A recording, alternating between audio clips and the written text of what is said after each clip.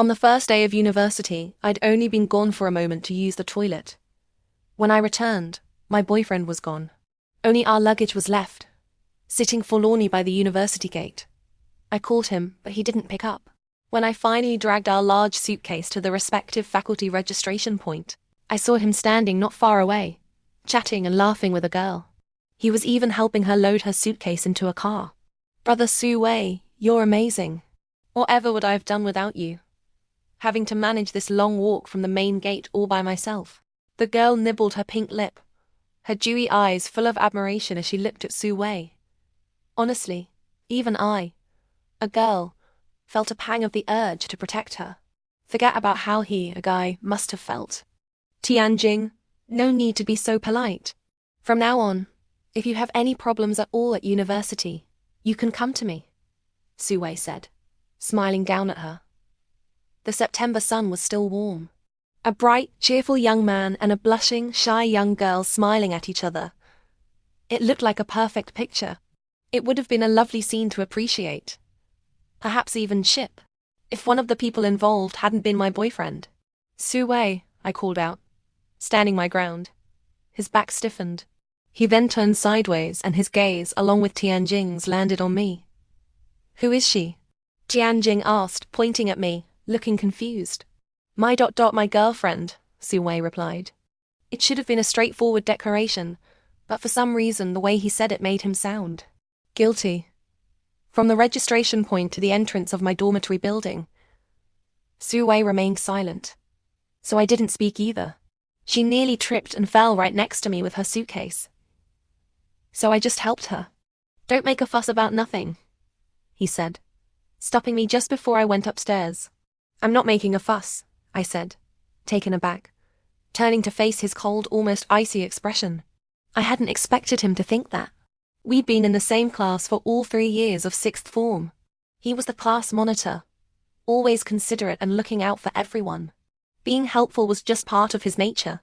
Even without his explanation, I wouldn't have thought much of it. It was precisely because of this that I'd been so surprised when he confessed to me on the day after our final exams. I never felt he treated me any differently. Go on up. I'm leaving, he said. Seeing I genuinely wasn't angry, his expression softened considerably. He pulled his suitcase and headed towards the male dormitory, leaving me behind. I glanced at other girls whose boyfriends were affectionately carrying their luggage for them. I couldn't help but feel that the dynamic between Su-wei and me wasn't quite like that of a couple. And yet, we were one. I couldn't figure out why. Suppressing the thought, I soon hoisted my suitcase and started the climb to the 6th floor. Just as I reached the dormitory door, I heard a familiar, sweet voice from inside, repeatedly calling someone sister. Sister, sister, where did you buy your earrings? They're so pretty, I want a pair so badly. No, sister, please don't misunderstand.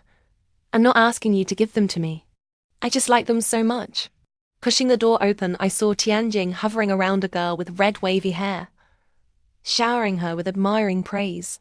Mid-sentence, she covered her mouth in a panic, as if afraid of being misinterpreted. Who are you calling sister?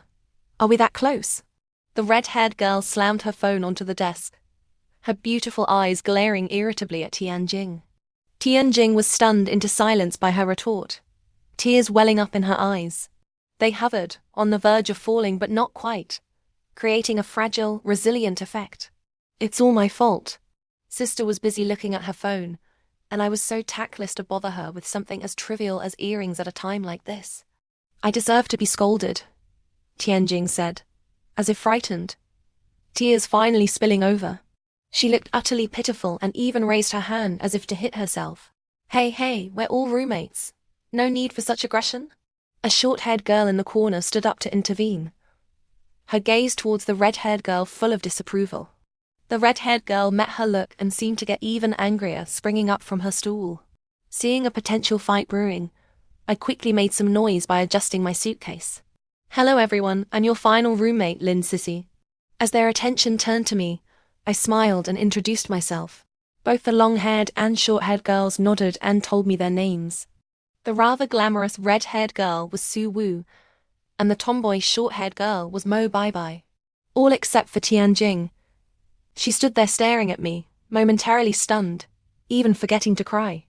What a coincidence, I said, smiling and waving at Tianjing. She was the first person I'd met upon entering university, and now she was my roommate.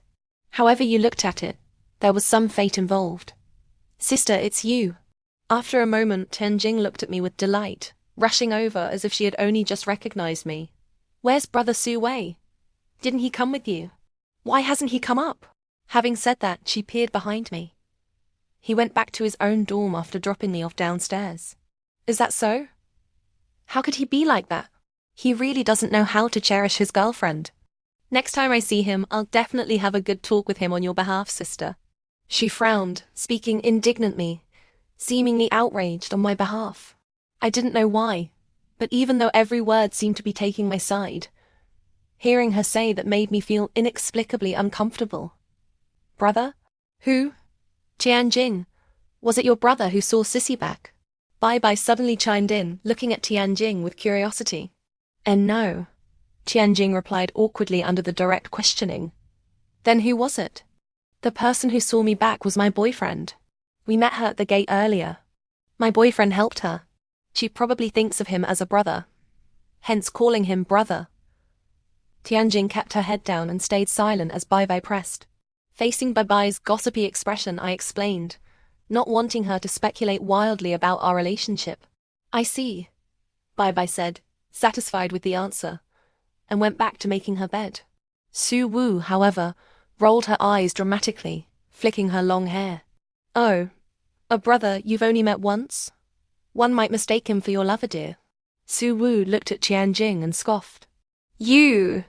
I haven't done anything to you, sister. Why are you always picking on me? Tianjing's face flushed with anger. She seemed to want to say more, but after glancing at me, her tears started to fall slowly again. Her wounded gaze flickered towards me from time to time. What? Looking for someone to feel sorry for you? I won't even give you that chance, Su Wu said coldly. She glanced at Tianjing, picked up her phone and walked out of the dorm. And don't call me sister again. If I hear it one more time, I'll rip your mouth open. Su Wu's voice carried from outside the door. Tianjing flinched at the words and grabbed my shoulder. Sister, I'm so scared, she said, holding me tightly. I had no choice but to pat her back reassuringly. I'm so envious that you have a boyfriend like Brother Su Wei. If only he were my boyfriend, then no one would dare bully me like this, she lamented. My hand, which had been patting her, stiffened. Ah, sorry, sister. I didn't mean it like that. Brother Su Wei and I are just ordinary friends. There's nothing between us, really. Seeming to sense my reaction, she covered her mouth and looked at me, explaining hastily. I know, I said, lowering my head and pushing my suitcase away from her, moving towards my own bunk to start unpacking. They'd only met today, and I'd witnessed half of their interaction. No one knew better than me that there was nothing between them. But knowing was one thing. Hearing her say those words still left an unexplainable knot of irritation in my chest. She seemed to sense my shift in mood, and didn't approach me again. Around 6 in the evening, Su Wu returned. Bai suggested we all go out for dinner together. She'd mentioned this to me in the afternoon, saying Tianjing had spoken to her and wanted to use the opportunity to smooth things over with Su Wu. Bai thought it was a good idea, a chance for everyone to get familiar quickly. She was just worried Su Wu wouldn't be willing, and asked me to help persuade her. Thinking it was a good thing, I agreed. Su Wu was initially reluctant to go to dinner with Tianjing, but seeing that Bai and I were both insisting, and Tianjing was putting on a show of being desperately eager to reconcile, she finally nodded. Not knowing each other's financial situations, we chose a boiled fish restaurant near the university gate. It was inexpensive, about 20 or 30 per person. During the meal, Su Wu and I weren't very talkative. Bai and Tianjing did most of the chatting while we listened. Tianjing started talking about her hometown, but somehow the conversation eventually shifted to my boyfriend. Sissy, is Brother Su Wei also at our university? Hearing her call Su Wei brother always felt awkward, but I couldn't find a reason to object, so I just nodded in response. Yes, he's in the business management department next door, I said briefly, not elaborating. She asked 2 or 3 more times, but seeing that I consistently deflected the topic, she tactfully dropped it. After dinner, we wandered around the streets opposite the university gate for a while, before heading back. Bai Bai had paid for the meal.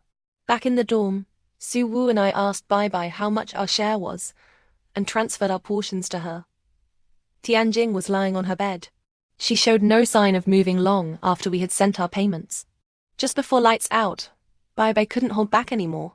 "Tianjing, you haven't transferred your share for dinner yet," she said, walking over to Tianjing's bed. Hearing this, Tianjing sat up and looked at Bai Bai, confused. "Sister, what money?" "The dinner money," Bai Bai repeated patiently. "Ah, that money. Sister, it's only a few dozen quid, right? And you actually want it back?" Tianjing blinked her big eyes at Bai Bai, her mouth slightly agape as if utterly astonished. "A few dozen quid is still money, isn't it?" "WeChat or Alipay, your choice," Bai Bai said, clearly suppressing her anger. I could see her clenching her fists. During dinner, she'd mentioned that her parents raised pigs. There were many children in her family, and their circumstances weren't great. She'd managed to get to university by working for 2 months during the summer, combined with her scholarship, just to scrape together the tuition and living expenses for this term. That's why she cherished every penny she spent. "So stingy, to even ask for such a small amount," Tianjing muttered under her breath, displeased. Reluctantly, she took out her phone and transferred the money to Bai Bai. "If you have the nerve not to pay, I have the nerve to ask for it back," Bai Bai retorted, not backing down.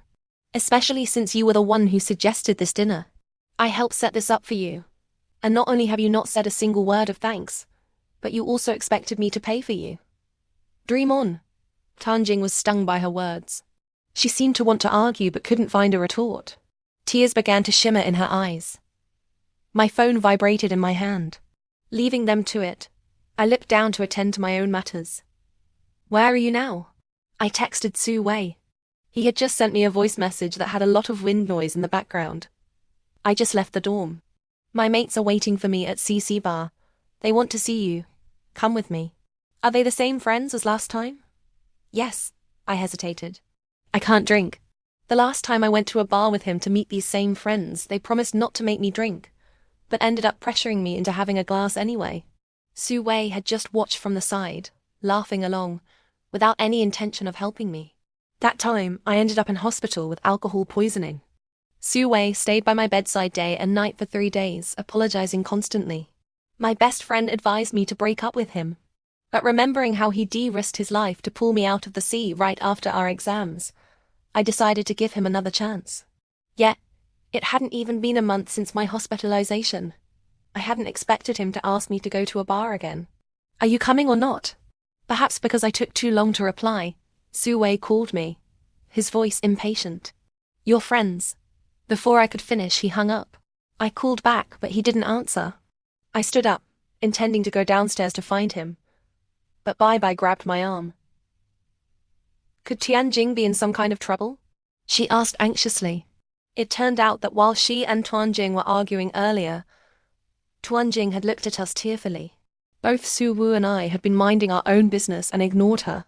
She had then flipped over, gotten out of bed and rushed out of the dorm. No one knew where she had gone.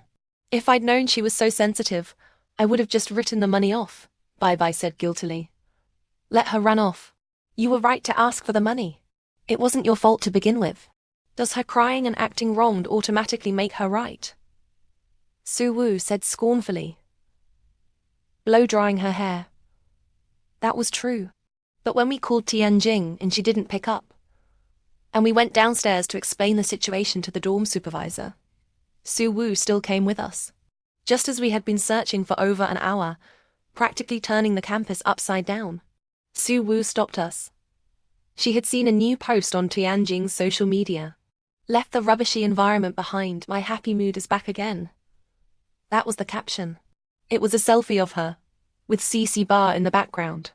I called Su Wei all night, but he never answered. Unable to sleep, I went downstairs to wait for him outside the male dormitory around 5 a.m. I waited until 6:30 a.m., only to see Su Wei and Tianjing appear together outside our female dormitory building about 10 meters away. Tianjing was wearing Su Wei's jacket over her shoulders. Before going upstairs, she reluctantly handed the jacket back to him. Su Wei gently patted her head and watched her enter the building before turning to leave. "What are you doing here?" he asked, frowning subconsciously when he saw me walking towards him. "I was waiting for you. I wanted to explain about last night. Why I couldn't go to the bar. I know. You don't have to say it.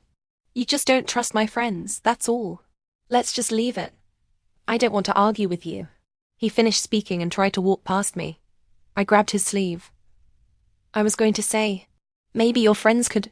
There's nothing going on between me and Tianjing. Last night, I saw her sitting alone crying outside your building. I asked her what was wrong, but she wouldn't say. It was until she got drunk at the bar that she said you all ganged up to bully her." "Lin, sissy, I never thought you were the type to bully weaker female students. If I hadn't spent the whole night at the bar comforting her, trying to cover up the nasty things you'd done." Before I could finish my sentence, Su Wei yelled at me. I did intend to ask about him and Tianjing, just not today. I had wanted to clear the air between us first, before addressing anything else. I hadn't expected him to bring it up himself so directly. I didn't bully her, it was enough. No explanations. I'm your girlfriend. 3 years of sixth form, plus these 2 months we've been dating, and you don't trust me. Tianjing, how many days has she even known you? Do you understand what kind of person she is?" I asked, looking him straight in the eye.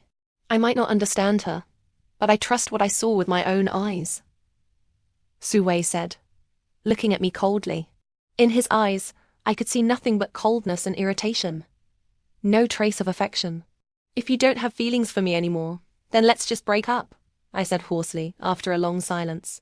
The decision to date him had been rushed in the first place. During our 3 years of sixth form, aside from academic matters, we had hardly any interaction.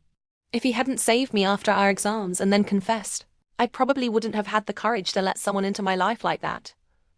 But once I decided to date him, I gave it my all.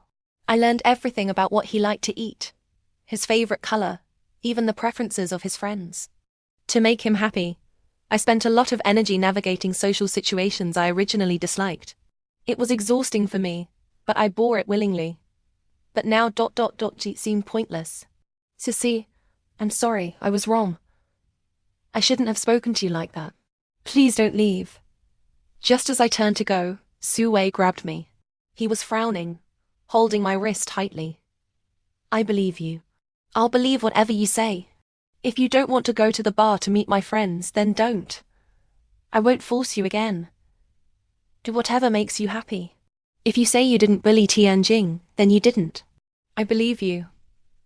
He looked at me anxiously, as if terrified I would leave. But in his eyes, I still couldn't see any genuine affection. "Su Wei, do you really like me?" I stared into his eyes. "Of course I like you. What kind of question is that?" He lowered his gaze, avoiding direct eye contact. I tried to pull my wrist back to leave, but he yanked me closer, trying to pull me into a hug. I pressed my elbows against his chest to keep some distance. A strong mix of alcohol and cheap perfume assaulted my senses. I instinctively frowned. "What cologne were you wearing the day you saved me? You've never worn it since." I found myself strangely missing the clean, crisp scent he had on when he pulled me from the water that day. The question popped into my head unexpectedly. The hand he had on my back stiffened slightly. It was used up. I'd worn that scent for too long and felt like a change. "Sissy, for the sake of the fact that I saved you, give me one more chance, even if it's just 1 more month.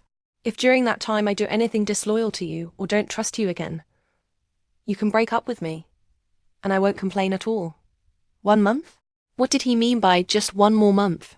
Before I could ponder it further, he was using the fact that he saved me as leverage again. And the problem was, I just couldn't get past that. We didn't break up. I told him this was the last chance. I entered the dorm building and was heading upstairs when Tianjing cornered me at the staircase landing.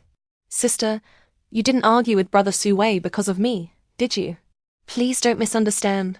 There's really nothing between Brother Su Wei and me. He just pities me. He truly doesn't like me." She grabbed my hand anxiously. I pulled my hand away, but she stubbornly latched on again. Sister, you didn't break up, did you? This time, she held on tight. I tried to pull away but couldn't. What? Do you really want us to break up? I stared directly into her eyes. No, of course not. How could you think that of me, sister? She avoided my gaze. That piqued my interest. Earlier, Su Wei told me you were crying in the bar last night, saying we bullied you. Is that true? This brother Su Wei must have misunderstood. I'd had a bit too much to drink yesterday. I can't really remember the specifics. She furrowed her brows slightly, holding her head. What about your social media post then? What post? I showed her the content she posted last night. Her face instantly turned pale. You didn't forget you'd added the three of us when you posted it, did you? Rubbishy environment. Referring to what? I didn't mean ... it's just ... She stammered, unable to form a proper sentence. I didn't wait for her and went back to the dorm. About 10 minutes later, she followed me in. None of the three of us initiated conversation. Seeing this, she also stayed silent and went to lie down on her bed. For the next few days, the atmosphere in the dorm was awkward. Just as Bai pulled Su Wu and me aside to discuss whether we should find an opportunity to clear the air with Tianjing. Tired of living in this constant awkwardness, rumors suddenly began to circulate. There were whispers that Bai's family were rural pig farmers, that she was stingy and petty, and that she always carried a smell like the pigsty. Others said Su Wu was dating several guys at once, and had even been kept by an older man. There were rumors about me too. That my parents were laid-off workers. That I didn't focus on my studies at university, only thought about seducing men for money, and was a disgrace. These rumors were a mix of half-truths and lies. And the details about our family backgrounds. We had only mentioned them once during that meal outside campus with all four of us present. It didn't take a genius to figure out who was spreading them. Military training was in 2 days and the uniforms had arrived. The class monitor asked for one person from each dorm to go down and collect them. Bai went down. But within minutes, she came running back up, crying. It turned out the guy delivering the uniforms had held his nose. Said she smelled, and outright refused to give them to her. He insisted he'd only hand them over if Tianjing came down, and that he wouldn't give them to anyone else from our dorm. Su Wu was furious when she heard this.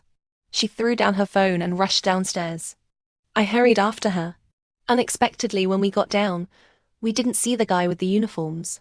Instead, we saw Tianjing and Su Wei standing not far away. Tianjing was holding several sets of camouflage uniforms in her arms. Standing in front of Su Wei, her small face tilted slightly upward, tear droplets still clinging to her eyelashes. I really envy Sissy. Not only does she have 2 great roommates who are always with her, but she also has a wonderful boyfriend like you. Unlike me, I have nothing. What are you talking about? Aren't you her roommate too? Su Wei said softly. His hand lifted as if to wipe her tears, but he seemed to think better of it and let it drop. Sissy is very nice, and I've always wanted to be friends with her, but she always seems to dislike me. I wonder if she's misunderstood something about us. Tianjing lowered her eyelashes, speaking sadly. She mustn't misunderstand. For some reason, Su Wei's voice rose at those words, startling Tianjing. I mean, you need to explain things properly to her. Just get through this period. No, you need to make her believe there's nothing between us. Su Wei gripped Tianjing's shoulders and said earnestly. Tianjing seemed dazed for a moment, then rested her head against the back of Su Wei's hand, appearing very wronged. Su Wu had met Su Wei before. Seeing them so intimate, she couldn't hold back and wanted to charge over, but I stopped her. My mind was racing. About what Su Wei said. This period. Make her believe there's nothing between us. Combined with the unresolved just 1 more month from before. I needed to figure this out properly. My thoughts were in turmoil. Brother Su Wei, what is it you even like about her? Tianjing's frail, pitiful voice snapped me out of my thoughts. After a long pause, I heard Su Wei say, she studies well, and she was the school belle in our 6th form. The most important thing is probably her personality is quite good. She doesn't cause trouble, doesn't attract drama. Lots of people like her. It brings me face to be seen with her. Face ... is that it? Hearing those 2 words, I was 80 to 90% sure he really didn't like me. Then why was he so insistent on staying together and unwilling to break up? Because lots of people like her. It brings you face? Tianjing repeated after him. I looked up at the two of them gazing at each other, a picture of mutual affection. I decided to stop overthinking. I prepared to walk over directly and settle this. But just as I stepped forward, the crowd around us suddenly became restless. Students in the hallway started running back to their dorms. People were also streaming in from the entrance into the building. Su Wu and I were swept along with the crowd back into the dorm building, getting further and further from Tianjing and Su Wei. There you two are. Never mind the uniforms for now. The monitor just posted in the group chat. The faculty leadership is inspecting the dormitory building this afternoon. Don't know what's got into them. We need to hurry back and do a major cleanup. No time for other things now. Bai suddenly rushed over, grabbing both me and Si Wu by the arm. I glanced towards the entrance. Su Wei and Tianjing had separated. Tianjing was walking towards the dorm with the uniforms in her arms. This matter couldn't be settled quickly. I had no choice but to put it on hold for now. After the inspection this afternoon, I would properly call Su Wei out to talk. But I hadn't expected that while I had no intention of causing trouble for Tianjing, she was preparing to not let me off the hook. While the three of us were cleaning the dorm, Tianjing came in and threw 3 sets of the camouflage uniforms onto the floor. Are your hands broken? Can't you hand them over properly? Su Wu asked, her voice full of anger. Those rumors had been simmering inside her all these days, and she hadn't found the right moment to vent. Oops, so sorry sister, my hand slipped. Having said that, Tianjing opened the adjacent bathroom door and went in. The look she gave us before closing the door held not a single ounce of actual apology. You. Su Wu threw down the mop and wanted to go after her, but Bai stopped her. Forget it, let's just clean first. We'll have plenty of time to deal with her after the inspection. Su Wu watched as Bai bent down to pick up the clothes. She still couldn't swallow her anger, so she grabbed the bag of rubbish and went downstairs to throw it out, preferring not to see Tianjing. A little while later, Tianjing came out of the bathroom. Bai asked her to help clean. She was initially reluctant, but after glancing at me, for some reason, she picked up a cloth and went to wash it without a single complaint. Half an hour later, the whole dorm was spotless. I had just collapsed into my chair for a rest when I heard noisy voices outside. The inspection team had arrived, starting from the 6th floor, and working their way down. Our dorm was the 5th to be inspected. Not daring to relax, we all quickly got up from our various states of collapse and stood dutifully by the door, waiting. Just as the leadership team finished with the 4th dorm and reached our doorway, a sharp cry suddenly came from behind me. Ah, my jewelry. Where is it? I turned around to see Tianjing staring dumbfounded at her open cupboard door. What's going on? What's all the shouting about? The counselor looked at Tianjing, her gaze stern. Ma'am, please help me. The jewelry my mother gave me is gone. It's very valuable. If my mother finds out I lost it, she'd probably beat me to death. Tianjing slumped to the floor, hanging her head and starting to wipe her tears. Jewelry is missing, the counselor asked, incredulous. She glanced at the faculty leaders beside her. Seeing their previously amiable smiles replaced with serious expressions, her own face grew graver. Don't cry. Tell me exactly what happened. The counselor walked over and patted Tianjing's shoulder. I don't know. I left it in the dorm. I saw it was still there when I came back after getting the training uniforms just now. Now it's gone. Besides me. Only they were in the room. But they're my roommates. I believe they wouldn't do such a thing.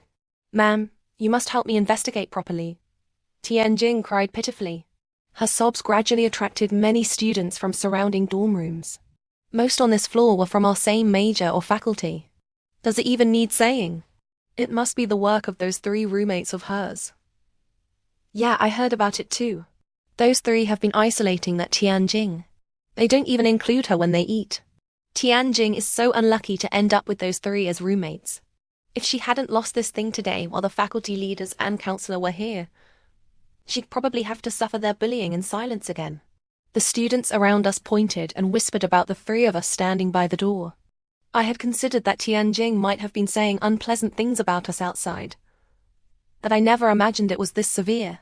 Isolating a classmate, campus bullying, theft.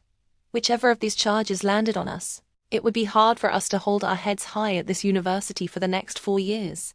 Hearing the discussion, the faculty leaders and the counselor turned their gaze towards the three of us. It was heavy with pressure. Ma'am, I believe my roommates. It couldn't be them ... But they were the only ones in the room today ... Could we please just check their cupboards? It's just that this jewelry is far too important to me. I can't lose it. If I do, my mother will beat me to death. Tianjing covered her eyes, crying as pretty as a pear blossom bathed in rain. The counselor patted her head sympathetically. After confirming with her again that she hadn't found it in her cupboard, bed, or desk, she turned her attention back to us. You three, come here and open your cupboards. On what grounds? Just because she lost something. You have to search our cupboards? Don't we have any privacy? Suwu said defiantly. So you have a guilty conscience? The counselor glanced at the waiting faculty leaders, her voice dropping several degrees. They must be guilty. Maybe they really did steal it. I didn't believe it before, but now I'm starting to. They look decent enough. How can their minds be so disgusting? The discussions from the surrounding students grew more intense upon hearing this. Su Wu wanted to retort further, but I held her back. If the faculty leaders weren't present today, the counselor might have had more patience to talk with us.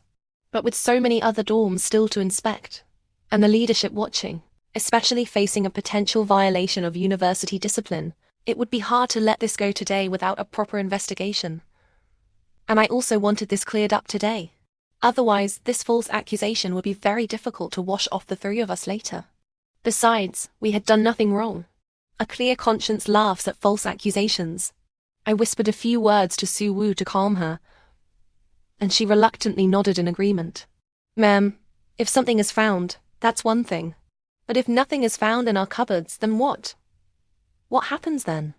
I looked at the counselor and asked, if nothing is found, I will apologize to you. The counselor stood up and looked at us as she said this. Hearing that, Su Wu's mood stabilized completely. Bai nodded, indicating she had no objections. The three of us went inside and opened our respective cupboards, waiting for the counselor to search. The counselor went to check Su Wu's cupboard first. Before she even finished, Tianjing suddenly rushed towards me. I see it. She pushed me aside and went straight for the very bottom of my cupboard, pulling out a blue velvet box. This is it. This is the jewelry I lost. She held it in her hand, agitated.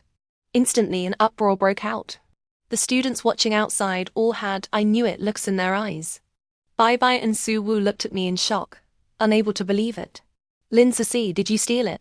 The counselor walked over to me, her eyes containing a clear accusation.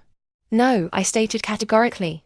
Ceci, I know you're unhappy with me being close to Su Wei, that you can't stand the sight of me. But how many times have I explained to you? I never wanted to ruin your relationship. Why won't you believe me? I told you how important this jewelry is to me. I trusted you like a sister and told you about it. How could you steal it? You know perfectly well mother will beat me to death if I lose it. Do you truly want me dead? Tianjing clutched her chest, speaking, tragically, as if she could faint from heartache at any moment. I was utterly dumbfounded. Who did she say these things to? A ghost?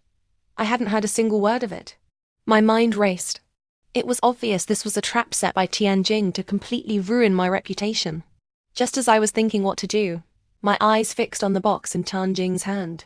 Why did it look exactly like the set I had accidentally donated last month while helping my mum with the charity project? Even the position of the damage on the packaging was the same. Lin Ceci, I'm asking you one last time. Did you steal it? If you confess now, I might still be able to help you appeal for leniency. The counselor's voice rose, her gaze stern as she looked at me. Does it even need asking? It must be her. Looking at her clothes, they aren't that bad quality. To think she'd still steal. What a waste of a pretty face.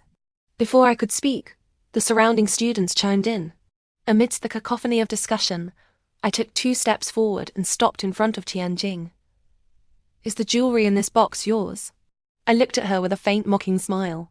Hearing my confident tone, Tianjing seemed momentarily stunned. a flicker of panic in her eyes. But she quickly composed herself, continuing her act of being deeply wounded. Sister, of course this jewelry is mine. I know your parents are both laid off, that your family is struggling financially right now. But no matter how poor you are, you can't steal. I'm so disappointed in you. In my heart, I considered you a sister. I told you all my secrets. And yet behind my back, you want to cause my death? I truly never thought you were this kind of person. She looked at me, tears streaming down her face. Her frail, trembling figure and tear-streaked face immediately intensified the cursing directed at me from those around us. If I hadn't experienced it firsthand, I would find it hard to believe that such a pitiful face could hide such a venomous heart. Fine, I gave you a chance. Since you won't admit it, don't blame me for being unmerciful. I finished coldly, turned, went to my bedside, picked up my phone, and started dialing the police. Hello, police? I'm at ... What are you doing? Before I could finish, Tianjing rushed over and grabbed my wrist. The counselor also reacted and came over to stop me. Calling the police. Didn't you say I stole your things? Shouldn't we let the police handle this directly? Originally, without having seen the jewelry inside the box, I wasn't entirely sure. But now that she was stopping me, I was about 90% certain this jewelry really wasn't hers. No. Tianjing snatched my phone and threw it onto the bed, gasping for breath. Why are you so nervous? You're the one who was robbed. Don't you want the thief caught?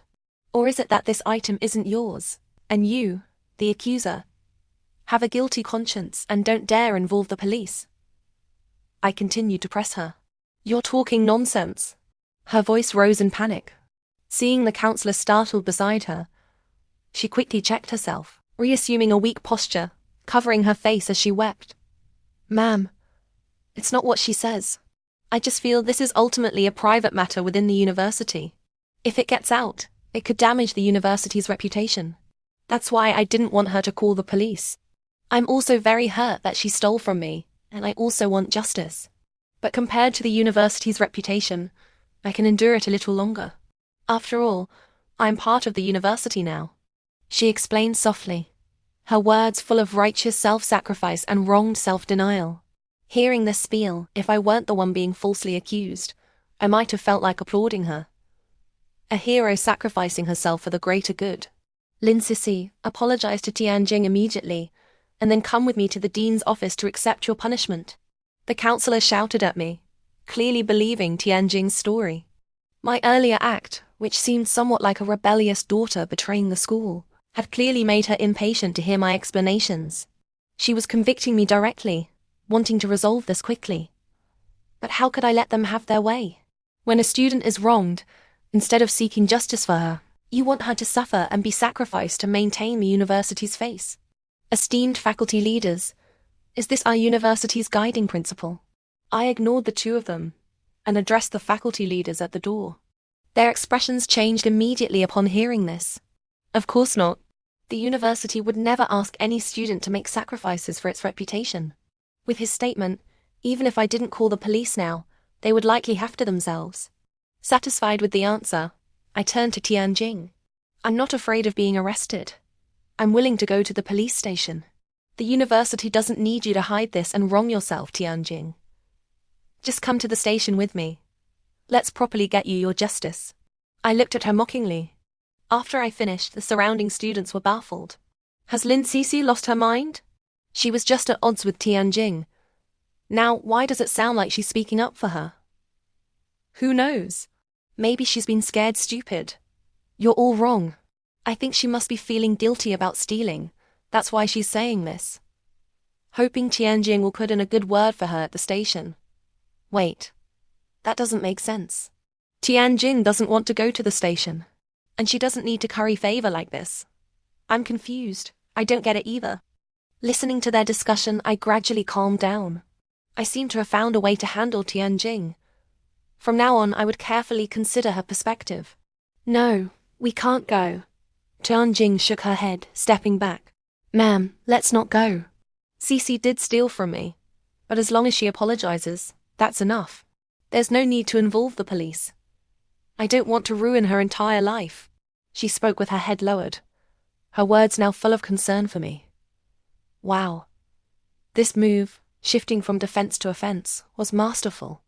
The counselor, thinking Tianjing was frightened by me, comforted her. Tianjing, don't be afraid. The university will give you justice.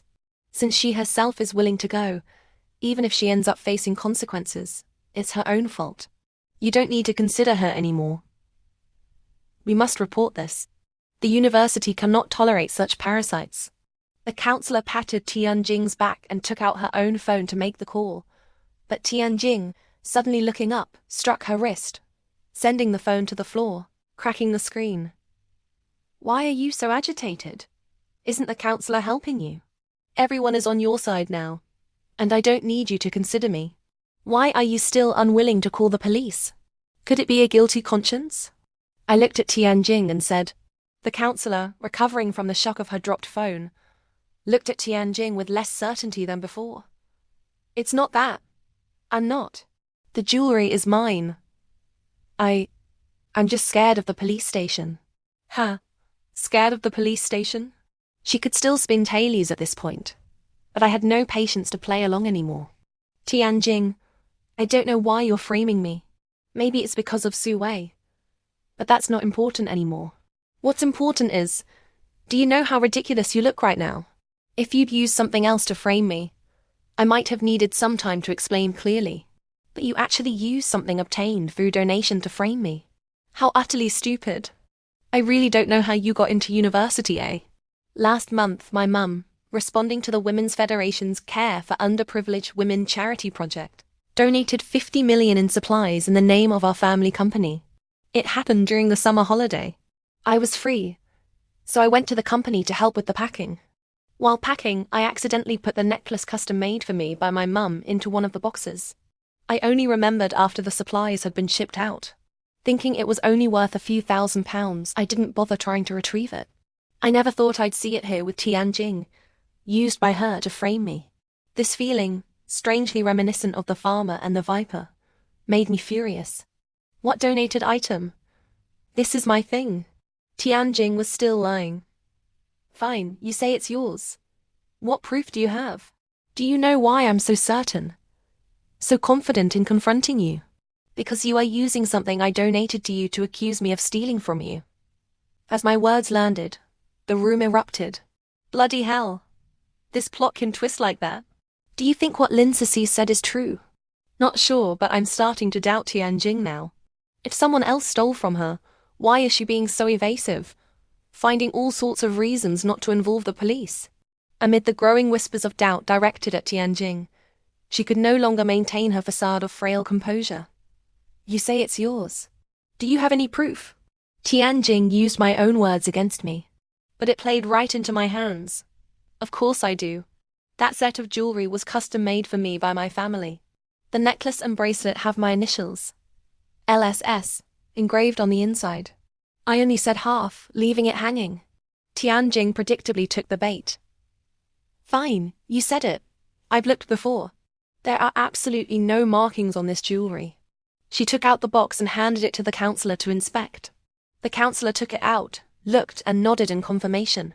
Using the counselor's hand, I now confirmed with absolute certainty that what Tianjing had stolen was indeed my set. Another wave of curses against me rose around us. I pressed my hand down calmly, completely unruffled. Don't rush. Not wanting to ruin the jewelry's aesthetic, those letters were concealed using a special process. Normally, you can't see anything. You can only see them under sunlight, upon close inspection.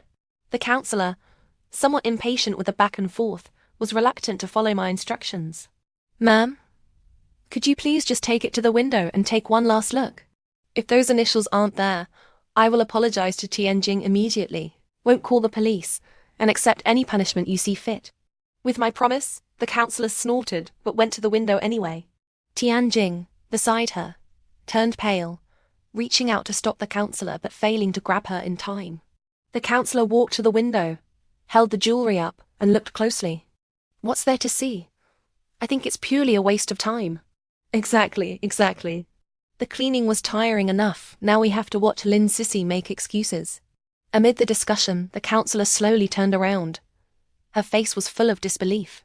The initials ... They're really there. Bloody hell. The initials are really there. Bloody hell. Bloody hell. Bloody hell. There's really a twist. Bloody hell. Bloody hell. Bloody hell. I'm awake now. The counselor's shocked expression caused a wave of excitement among the students. The excited chatter was even louder than when they thought I was the thief. Even if her initials are there, it doesn't prove anything, right? She stole my things, opened them, looked and found out. That's possible too. Tianjing started making excuses again.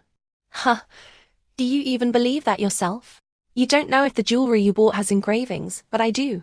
And your jewelry isn't engraved with your name, but with mine. What?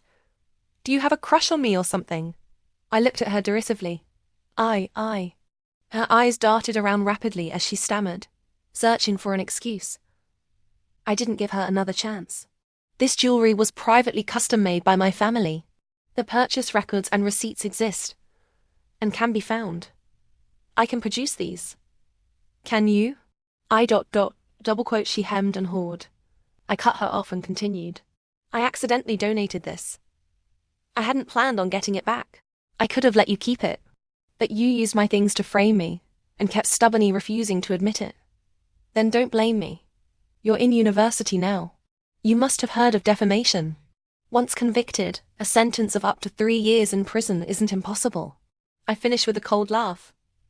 PRI prison sentence? She looked up at me stunned. Impossible, I didn't defame you. You stole it. She roared. This demeanor, completely different from her previous weakness, startled the surrounding students. If you didn't know this item wasn't yours, if you weren't afraid the police would find out, why were you so terrified of going to the police station? True or false, a trip to the police station will tell. Save your explanations for the police. I took out my phone and dialed again, having no intention of wasting more breath on her. You can't call. She rushed over to stop me again, but was restrained by Bai and Su Wu. Ma'am, believe me, she really did steal from me. This concerns the university's reputation. You can't make this call. Tianjing, finding no way out, turned to the counselor for help again. The counselor glanced at her, then turned her face away and looked at me. Make the call. I held my phone, meeting the counselor's gaze. Seeing the determination in her eyes, my impression of her improved considerably. I quickly explained the situation to the police. The moment I hung up, Tianjing collapsed on the floor. Who would have thought she was this kind of person? Weren't we told she was always being bullied in the dorm? It seems now that you can't believe all the rumors. The police have been called. Let's wait for the official result. Let's wait. I don't believe anyone now. The students discussed amongst themselves. Tianjing showed no reaction. She just lay on the floor, playing the victim. It wasn't until the sound of police sirens echoed from downstairs that she suddenly looked up. Her eyes filled with hatred as she stared at me. Officer, I really didn't steal it. I found this jewelry while shopping at the mall recently. I've been looking for the owner but couldn't find them, so I just kept it safe. I never thought it belonged to my roommate. It's also her fault for not telling me earlier. If she had just said it was hers when she saw it, and taken it back privately, I wouldn't have accused her of stealing. Once inside the police station, Tianjing began to panic. She tugged on one officer's arm as she spoke. Save that for your formal statement inside. Telling me is useless. And don't call me brother. And no grabbing or pulling. Stand properly. The officer pulled his arm away, frowning. Tianjing let go and didn't dare move again. Only 3 of us went to the station. Me, the counselor, and Tianjing. Tianjing walked in front, the counselor and I behind. While Tianjing was pulling the officer and spouting those excuses, the counselor's face turned ashen.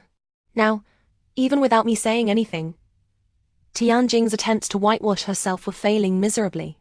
What she just said was completely different from what she told the counselor in the dorm, and it didn't match the facts at all.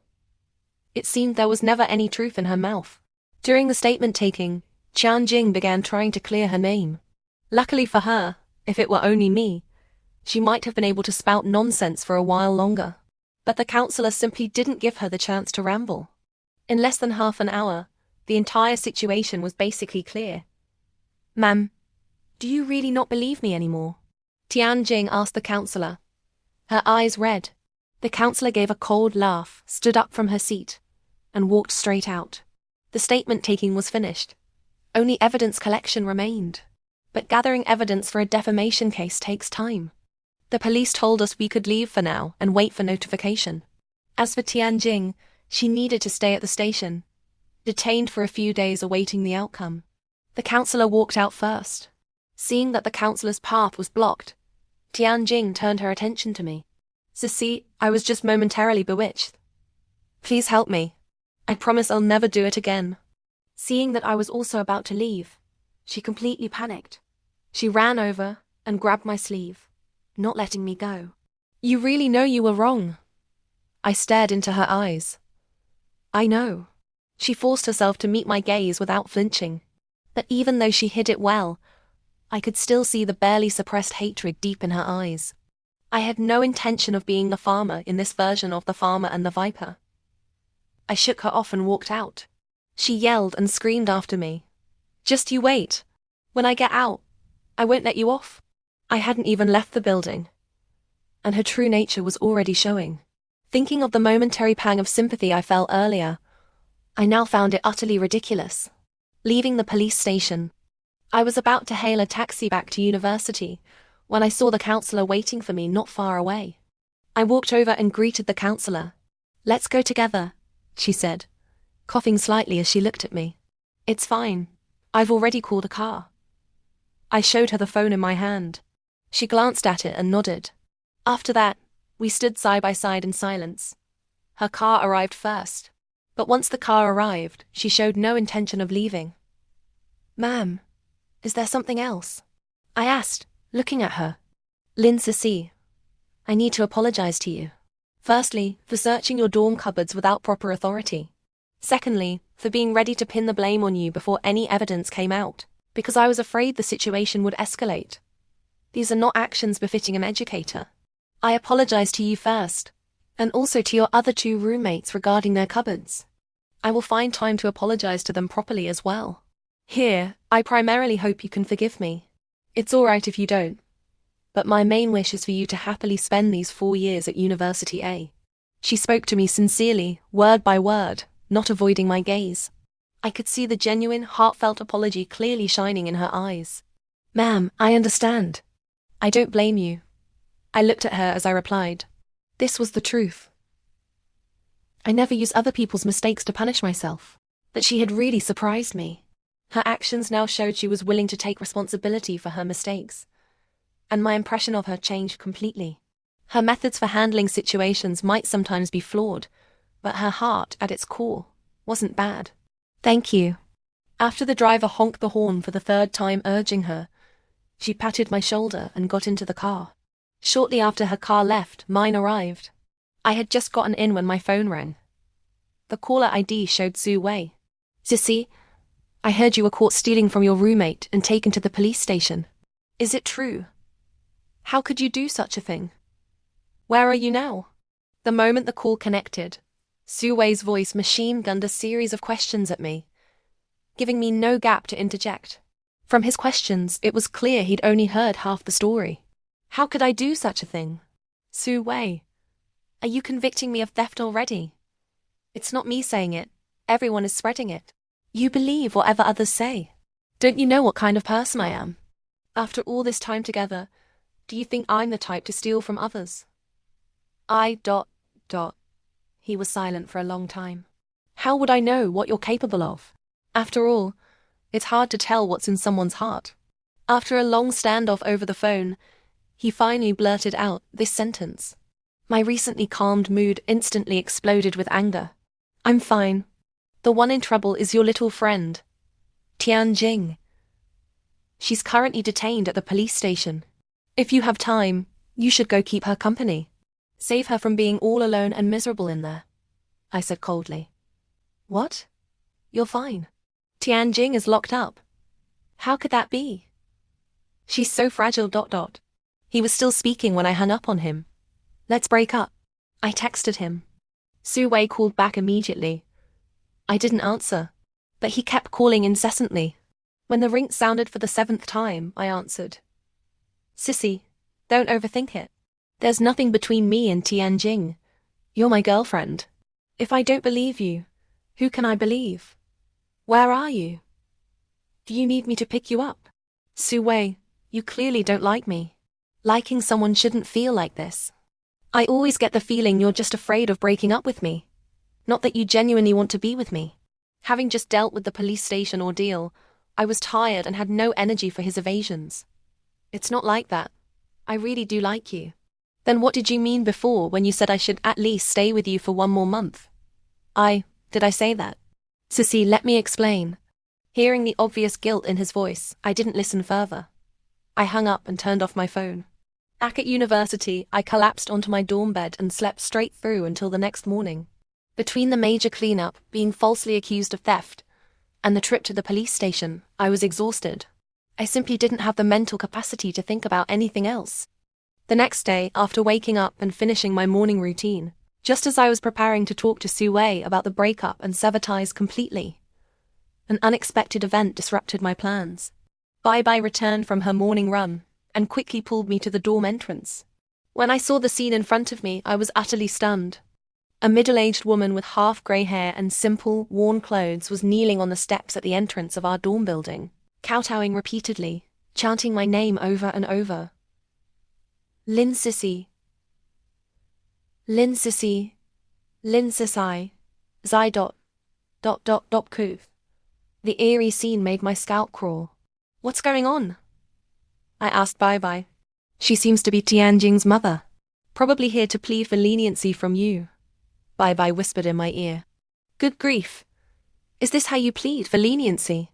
Hey, isn't that Lin Sissy? Someone shouted. The middle-aged woman heard it, suddenly looked up, and her eyes locked onto me. Blood from her forehead trickled down the corner of her eye, making my scalp prickle. Are you Lin Sissy? She looked at me, on the verge of tears. She scrambled to get up, but perhaps because she had been kneeling for too long, she stumbled and fell heavily to the ground. Seeing her like this, I couldn't care about my unease anymore. I hurried over to help her up. When I touched her palm, rough and wrinkled like old bark, I was shocked. It was utterly unlike what someone her age should have. Logically, she should be around my mother's age, but my mother takes good care of herself. She looks around 30 despite being in her 40s. But the skin of the woman before me was almost like my grandmother's. Not a criticism, just a shock. Auntie, stand steady. Don't fall again. Once she was stable, I quickly withdrew my hand and took 2 steps back. It wasn't that I was judging her by my own standards, but Tianjing had left too deep an impression on me. I helped her up mainly because I was afraid she might use a fall against me later, or try to threaten or frame me with it. Good child. She leaned on the nearby railing, looking at me with something akin to gratitude in her eyes. I felt slightly more settled, but didn't dare relax completely. I'm Tianjing's mother. I came to beg you, to see if we could settle this privately. I went to the police station last night. She knows she was wrong now. She can't stay in the police station. If she gets a criminal record, her life will be ruined. I can't just stand by and watch her be destroyed. Tianjing's mother grew more agitated as she spoke, finally unable to hold back her tears. Auntie, this matter is for the police to decide. You don't need to come to me. You'd be better off teaching your daughter properly, before she does something like this, rather than pleading with me now. If I hadn't cleared my name regarding the theft, the person in the police station now could be me. The one with a ruined reputation, a ruined life, could be me. I hardened my heart and replied, My father taught me that the one thing you must never do is show softness to those who have harmed you. Where there's a first time, there's a second. This might sound absolute, but for me, following this rule means that after being hurt once, I won't be fooled a second time. Auntie knows you've been wronged. It's Auntie's fault. You saw we were struggling. You gave us things, helped us, and we bit the hand that fed us. We were ungrateful. We returned kindness with enmity. It's our fault. As Tianjing's mother spoke, she began slapping her own face. Bai and I tried to stop her but couldn't. I know Tianjing was wrong, but please, I'm begging you. I failed Tianjing. It's my fault for not raising her properly, for letting her make such a big mistake. How about this? Let me take her place in jail, all right? Let her out. Put me in. Tianjing's mother spoke and tried to kneel again. More and more students were gathering around. I could only help Bai pull her up again. Auntie ... Auntie knows, I know all about your grievance. But look at things now. I've come to the university to beg you. I've said in front of all these people that it was Tianjing's fault. The whole university knows she used something you donated to frame you. It's not your fault. Her reputation is already completely destroyed. She's already been punished. Can't you agree to let her off just this once? I won't waste your time or keep you here to be gossiped about by your classmates. Could you give Auntie just 1 hour? Come with me to a place. After you see it, if you still want Tianjing's life to be ruined, I will never plead for her again. All right? Tianjing's mother held my hand, her eyes full of pleading. Feeling the thick calluses rubbing against the back of my hand, my heart ultimately softened. I followed Tianjing's mother away from the university. Bai, afraid something might happen to me if I went alone, came along. Tianjing's mother took me to an alley not far from the university. I had never seen such a dirty, run-down place in the city before. It was a rubbish collection point, and the place she led us to was right amongst the piles of garbage. There was a small metal door inside. Opening it revealed a dim little room. That was her home. This is the place where Tianjing and I have depended on each other for survival. In her 2nd year of middle school, I couldn't endure her father's drinking and domestic violence anymore. I took her and ran away. In our rush during the escape, we encountered a large truck. I pushed Tianjing out of the way to save her, and my leg was crushed. Tianjing's mother spoke as she lifted one trouser leg.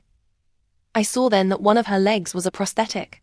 No wonder she had been limping the whole way here. I thought her legs were just numb from kneeling and hadn't recovered. Ah, blood!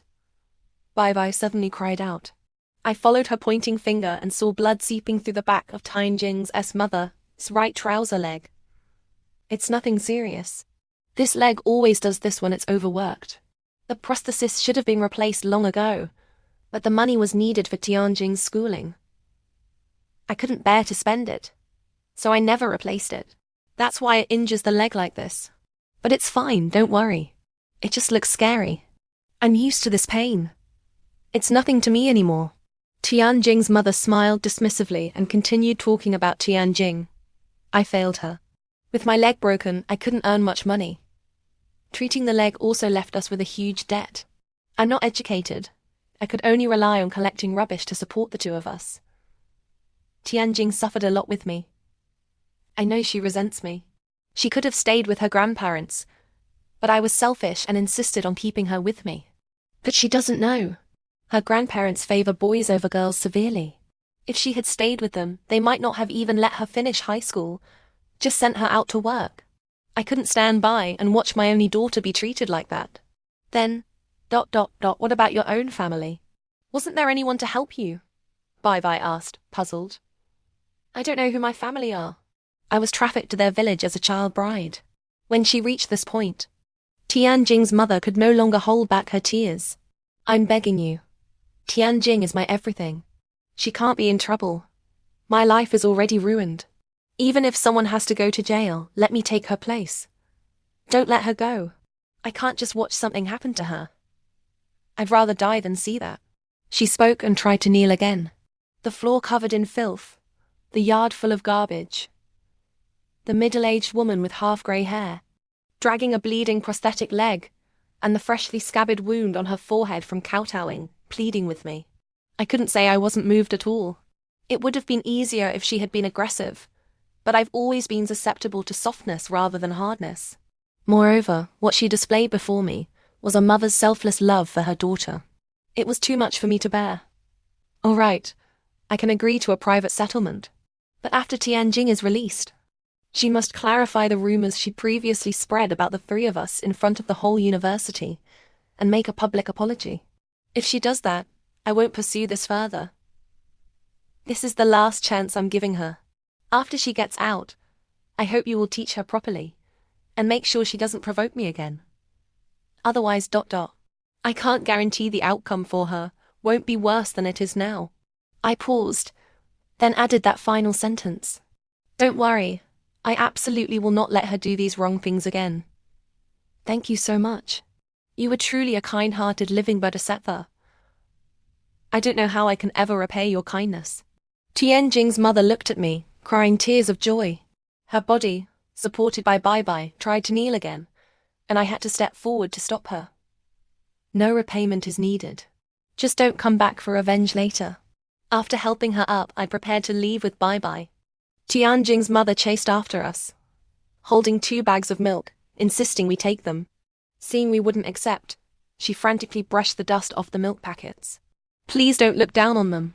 These 2 are the only ones I could find that aren't expired. I was saving them for when Tianjing came back. The other milk looks fine, but it's all past its sell-by date stuff I bought from the supermarket. It's not good for you to drink, she explained quickly, fearing we would misunderstand. Looking at the milk in her hand, I frowned. You should have received the aid from the Women's Federation, right? How ... How are things still so difficult? I couldn't help but ask. My necklace had ended up with Tianjing, so logically, the Federation should have delivered our donations properly. We received it. We truly have to thank you, benefactors. After the Women's Federation delivered the first batch of supplies, they said if we ran out later, to contact them, and they would send more. But we didn't ask. Although Tianjing and I have it hard, I've seen many others who have it even worse than me. I'm okay. With the state subsistence allowance, and the bursaries from the school and community for impoverished students who get into university, I managed to put Tianjing through school. With her, I still have something to hope for. But there are many other disabled people who don't even have children. They don't even have a place to live, surviving under footbridges every day. I thought my situation was still manageable, so I didn't want to trouble the Women's Federation further, and asked them to properly help those people first. Oh, and that necklace of yours ... When we got it, I originally wanted to return it to you. But it was the first time Tianjing had ever seen such a beautiful piece of jewelry. I never had money to buy her any. Seeing how much she truly liked it, my heart softened, and I let her keep it. But I never intended to keep it permanently. I thought if you came asking for it later, or came looking, I would return it immediately. This matter was our fault. We admit it. We wronged you. Seeing Tianjing's mother starting to feel guilty again, and wanting to hit herself, I quickly took the 2 bags of milk from her hand. Okay, we'll take them. You should go back and tend to the wound on your head. Don't follow us anymore. I took the milk, grabbed Bai, and quickly walked out the door. Thank you. I will definitely teach Tianjing properly. Don't worry. Tianjing's mother shouted after us. I hope so. I hoped she could teach Tianjing properly. Back at university, I contacted the police station. I explained the situation regarding the settlement, chose not to press charges, and withdrew the case. Tianjing was released after a few days in detention. After coming out of the police station, she became like a ghost in the dorm. She didn't speak to us, and her waking, sleeping, and class schedules all deliberately avoided ours. She kept such a low profile it was easy to forget she existed. She also apologized and clarified the rumors about the 3 of us. When she explained, she didn't try any tricks. Apart from always avoiding me and being afraid to meet my eyes, she didn't make any other inappropriate moves. Later, as the military training schedule was officially confirmed, I had no energy to pay attention to her anymore, and completely put the matter of Tianjing out of my mind. Oh, which faculty's instructor is that? He's so handsome. Bloody hell. Bloody hell. My HP is gone. Girl, help me up. On the first morning of military training, just as Bai, Su Wu, and I found our faculty's formation and stood in place, we heard a wave of excited screams erupt around us. Following the gazes of those around us, I saw the instructors marching in. The one walking at the very front, unlike the uniformly buzz-cut heads of the row behind him, had slightly longer hair. The strands at his forehead half covered his eyes. Hearing the screams, he tilted his head slightly, flicking the stray hairs away, revealing a pair of narrow, fox-like eyes. He threw a wink towards the girls in my general direction, instantly triggering another wave of deafening screams. I've always been very resistant to this kind of flamboyant man. I subconsciously prayed he wouldn't be our instructor. But to my surprise, his steps headed directly towards our formation and stopped. Hello everyone, I am Jiu Nancheng, your instructor for the next 20 days of military training. He stood in front of our formation, introducing himself seriously. His straight posture and that standard salute actually gave him a certain authoritative air. The university is being good to me again this year, assigning me such pretty female students. It'll be hard to punish anyone properly. But before he could be serious for more than 2 seconds, he started being flirtatious again. My impression of him plummeted into negative territory. Instructor, don't worry. If we do poorly, just punish us. We won't complain. Yeah. We won't complain. We like being punished by the instructor. The female students clamored, falling over themselves to speak. Ji Nancheng lifted his lips slightly in a smile. Then I'll do as you say. Do as you say. The more the better. One girl silly added with a laugh. Girl, shut up. Your words are practically stripping you naked. The girls around her quickly tried to cover for her. It's fine. I will definitely ensure that every female student here undergoes a transformation and emerges renewed after this training.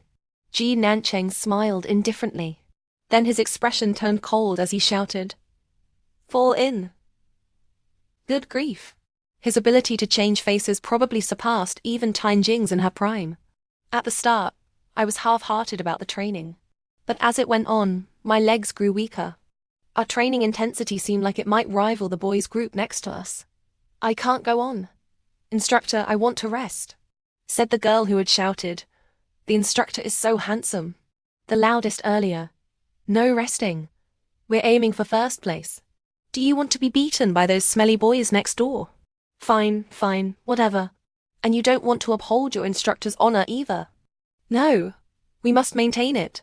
Watching that girl instantly recharge like she'd been injected with chicken blood upon hearing those words, and then looking at Jiu Nancheng's satisfied, smiling eyes, I couldn't help but shudder. This guy was probably a smiling tiger. Fortunately, only the first day's training intensity was that heavy. The following days were only about 70 or 80% of that first day. While girls in other formations were complaining bitterly about their gradually increasing training loads, our formation was quite happily handling the same intensity. Thinking to ourselves, why are they complaining? It's not even that much. I don't know what mindset led to that thought at the time. After training ended, I walked with Bye-Bye towards the canteen. My eyes casually scanned ahead and landed on Su Wei. Su Wei, I called out to him. He glanced back, saw me, and quickly sped up, pulling his friend along and disappearing from my view. I chased after him, but couldn't find him. His figure was already lost in the crowd of students. I took out my phone and called him. He didn't answer. He hung up. This wasn't the first time he'd hung up on me. Ever since our last conversation where I brought up breaking up. Every time I tried to find him during this period, he avoided me. Calls went unanswered, messages ignored. Even if I tried to ambush him outside his dorm, I never managed to catch him. It was as if he was deliberately dragging his feet, avoiding having the breakup conversation. The 20 days of military training passed in the blink of an eye. At the university-wide training results display ceremony, our formation achieved first place. Our faculty leader, deliberately, came over and patted Jiu Nancheng's shoulder, his eyes full of appreciation. I knew sending you was the right choice. Our faculty is number 1 again this year. Our faculty? Just as I was puzzled, I heard 2 girls whispering in the back row. I heard Jiu Nancheng is actually a third-year student, and in our major too. Plus, they say his family is super rich. Really? I thought he was a soldier. Can you be an instructor without being a soldier? You can. He was in the university guard before. Wow, that's brilliant. I originally thought I wouldn't see him after training ended. Proper soldiers have such strict training, probably no time for relationships. But who knew? Looks like I might still have a chance. I stopped listening to what they said. My gaze was fixed on Su Wei not far away. His formation was about 5 meters from ours. I calculated in my mind. If I ran over immediately after the dismissal, I might be able to catch him. I really didn't want to drag this out any longer. I'd let him have his way during the exhausting training period, but now it was time to settle this properly. Please give a round of applause to celebrate the successful conclusion of our freshman military training results display ceremony. The host announced passionately. As the sparse applause faded, I immediately ran towards where Su Wei had been. But someone tripped me midway, and my head pitched forward towards the ground, off balance. Sissy. In the panic, I heard Su Wu's anxious voice. Out of the corner of my eye, I saw her running towards me. But the distance between us was a bit far. She was destined not to reach me in time. Oh my God! Is heaven out to get me? Just as I thought I had a 50% chance of my face being ruined, my wrist was caught by a slightly cool hand. Pulled by this force, I was yanked upright and landed in an embrace filled with a clean, crisp scent. This clean scent felt familiar, a bit like the one emitted by the person who had pulled me from the water that day. But how could that be? The one who saved me was clearly Su Wei. I shook my head, dispelling the wild thoughts. Instructor, I'm steady now. Regaining my composure, I looked at Jiu Nancheng. His hand was still holding my wrist, not letting go. Oh. He seemed to snap out of a daze and released my hand. Thank you, instructor. I nodded my thanks, then turned to run to find Su Wei. But my wrist was grabbed again. What's this? Haven't seen you for a few months, and we're this distant. Ji Nancheng suddenly grabbed me again and asked, his face wearing his usual rakish grin. I glanced towards Su Wei's former formation area. Only a few scattered people remained. Su Wei was long gone. You are. I calmed down and turned back to look at Ji Nancheng. Seeing my expression, he hesitated for a moment. You really don't remember me? I shook my head. Ungrateful. He scolded jokingly. Su Wu and Bai Bai rushed over to check on me. I shook off his hand. Considering he had just saved me, I didn't bother arguing about his clumsy excuse for grabbing me. I left with Bai Bai and Su Wu. Around 9 in the evening, I saw one of Su Wei's friends post on social media, celebrating a Wei finishing military training. The attached picture was from CC Bar. In that picture, I saw Su Wei. He was sitting in the central position, the center of attention, his face unable to hide its flush. Clearly, he'd already had quite a bit to drink. After looking for 4 or 5 seconds, I quickly made a decision. I changed out of my pajamas, put on some light makeup, went to the university gate, hailed a taxi, and headed to CC Bar. By the time I arrived, it was almost 10. After asking a server for the private room, I was about to knock when I heard a burst of raucous laughter from inside. Never thought that guy Su Wei would actually pull it off. He really managed to snag our high school belle, Lin Sissy. Hearing my name, my hand, poised to knock, paused and slowly lowered. The conversation and laughter inside continued. Tell me about it. Back when we made that bet with Su Wei. If he could catch up with the school belle, date her for at least 3 months, each of us would give him 100,000, and let him be our boss, do whatever he says from then on. It was all just talk. Never thought he'd actually succeed. There are only a few days left now before the 3 months are up. Thinking about having to give Su Wei money and call him big brother pisses me off a bit. If I'd known the school belle was so easy, I'd have gone for her myself. Piss off. With your looks, she wouldn't even glance at you. You're not much better looking than a toad. Another round of loud laughter erupted inside. But I couldn't laugh.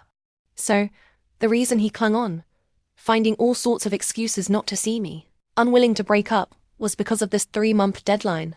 I suddenly understood what he meant before when he said, at least 1 more month, when I tried to break up. I also understood why he stayed with me, even though his eyes held no affection. The root of it all was just a bet. For a moment, I struggled to accept that the person who had once jumped into the sea to save me, nearly losing his life, could be like this. Hey Lin Sissy? What are you doing here?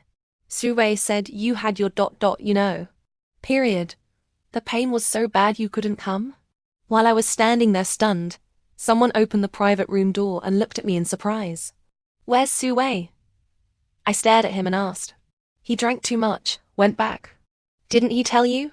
I saw him make a call before he left. His voice was really gentle. Definitely talking to you. Su Wei's friend looked at me teasingly, but I felt not even the slightest urge to smile. I don't know how I got back in the taxi. By the time I came to my senses, I was already standing at the university gate. I entered the campus. I got on one of the campus shuttle carts. The early autumn night was slightly cool. The cart sped towards the dormitory area. The wind hit me, chilling me to the bone. The driver stopped by the side of the road in the dormitory area. I walked towards my dorm building on foot. Wow, is that a couple? They're kissing. What's the big deal? This isn't high school. On the way, I heard two girls whispering excitedly. Afraid of bumping into someone, I didn't dare keep my head down, staring only at the ground in front of my feet. I looked up, but when I followed their gaze forward, all the blood in my body seemed to freeze. The two people locked in a passionate, inseparable kiss ahead were the two people most familiar to me at this university. Su Wei and Tianjing. One was my boyfriend, the other was my roommate. Su Wei. I uttered his name, unable to believe it, my voice trembling uncontrollably.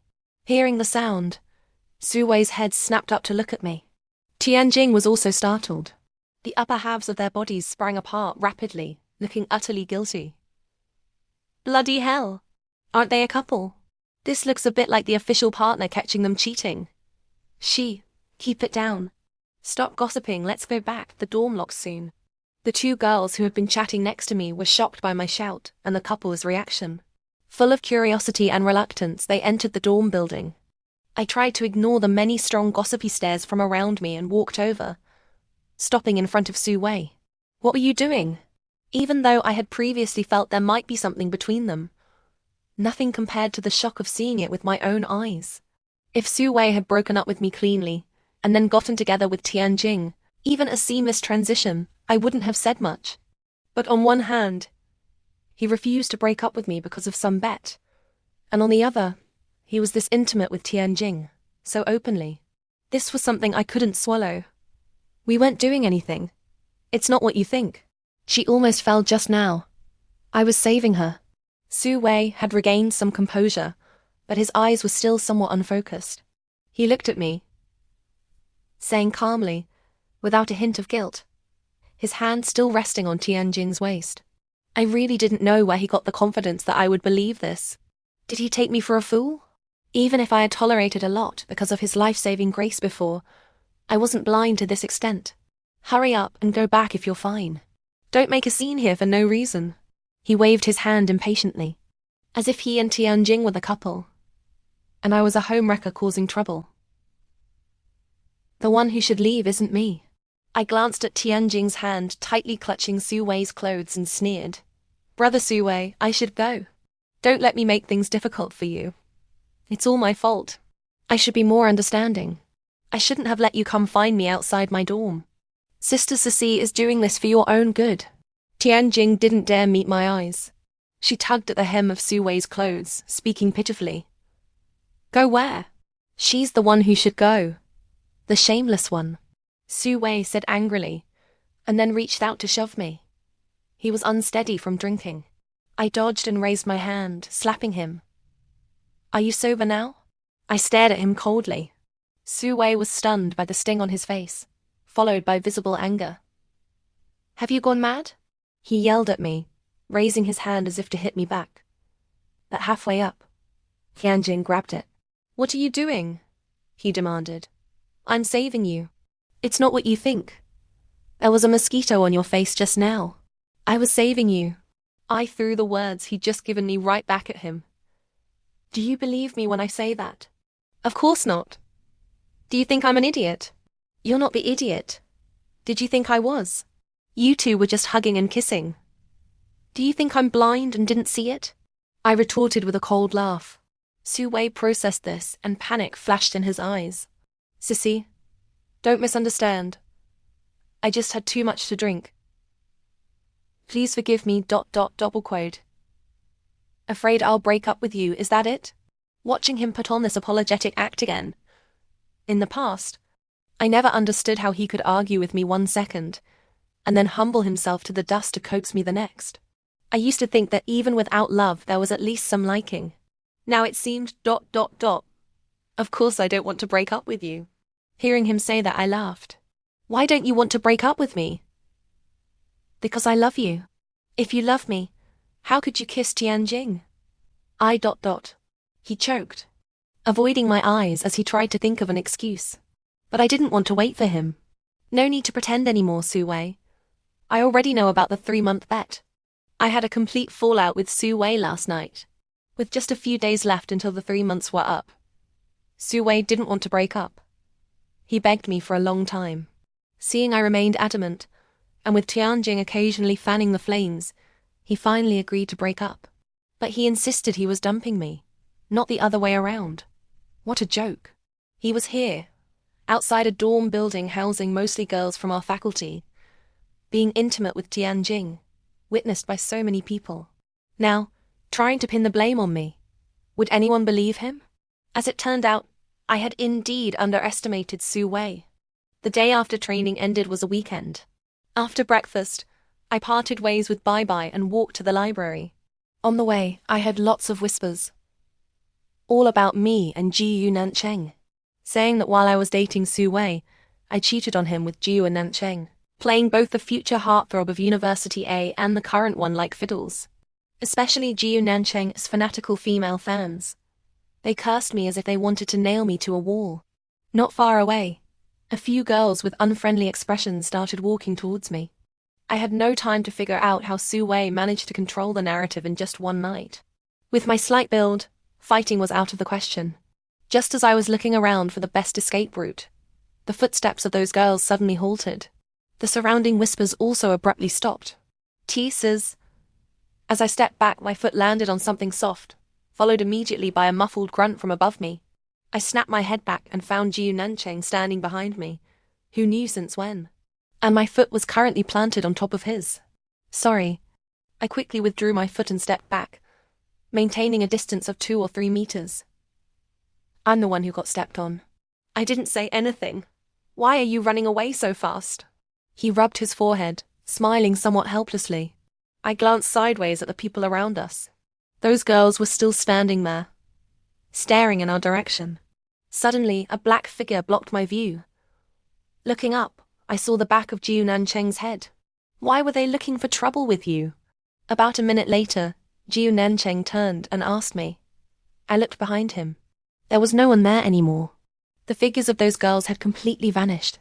Seeing the serious look on Jiyu Nancheng's face, I told him about the rumors involving him and me. But after hearing it, his stern expression instantly dissolved. It was replaced by his familiar, rakish grin. How can you still laugh? I asked him, perplexed. What's bad about being linked in rumors with a beautiful girl? Jiyu Nancheng, regardless, I still need to apologize. It was my private matter, but it dragged you into it. No need to apologize. I'm happy to. I like being tied to a beautiful girl. Hearing his increasingly improper talk, I didn't continue the debate. Before we figure out where this gossip started, we should walk separately. I pointed towards the library, intending to leave first, but he blocked me again. No, a clear conscience fears no accusation. If we separate, wouldn't that mean we have a guilty conscience? Absolutely not. Besides, staying by your side lets me protect you.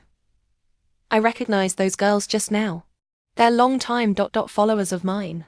Before I clear things up with them, you can't leave my side. If you get hurt because of their jealousy, I'd feel guilty towards you for life. Jiyu Nancheng stretched out his arm, blocking my path. Whichever direction I tried to go, he blocked it. Just as I was about to give in to his obstinance, Bai Bai's voice came from afar. Sissy, beat that scumbag to a pulp. Bai Bai ran up to me, panting, still holding a balloon club. She kept waving it, almost hitting Jiyu Nancheng. Jiyu Nancheng dodged nimbly, but in the next second, he hid behind me. This classmate, I haven't offended you, have I? Jiyu Nancheng asked questioningly, his voice very close, as if spoken right by my ear. I could faintly feel his breath. Instructor. Sorry. I'm just so furious at that scumbag Su Wei. I accidentally hit the wrong person, my mistake. Bai Bai said apologetically. Oh, wanting to hit that dog. That's fine then. You can chat. Having said that, Jiyu Nancheng remained standing behind me. I felt a bit uncomfortable and shifted my position, making him stand to my left. Bai Bai, what's wrong? Why are you in such a hurry? I looked at Bai Bai and asked. Sissy, you don't know yet. After I split up with you and went back to the dorm, I opened the university forum to browse, and the top post was about you and the instructor. It had that picture from when you almost fell at the end of training, with the instructor catching you. It was shot very ambiguously. The angle made it look like you were kissing. Su Wei and Tianjing kissed after training ended, but the comments are flooded with people cursing you for cheating, for putting a green hat on Su Wei. Su Wei, on the other hand, is portrayed as the victim, saying he kissed Tianjing because he was so hurt by you. Drank too much, got confused, and mistook her for someone else. Such a ridiculous excuse. And people actually believe it. Bai Bai grew more and more indignant as she spoke, the club in her hand starting to wave uncontrollably again. I took Bai Bai's phone and scrolled through the forum. Finally, I figured out where this gossip came from. These overwhelmingly similar comments. If they weren't paid posters, I'd eat my hat. Sissy, should we expose him? I have evidence. Bai Bai said angrily, pulling up a video on her phone for me to see. Good grief. A full half hour. I got back to the dorm a few minutes before you last night. Saw the two of them being all lovey-dovey over there. So I found a corner and started recording. I originally wanted to show you when you got back, but I ended up recording you later too. This video has all the evidence of Su Wei's guilt. The 3-month bet, him bad-mouthing his so-called brothers. When you finally broke it off, he said such horrible things. If this video gets out, he's definitely finished.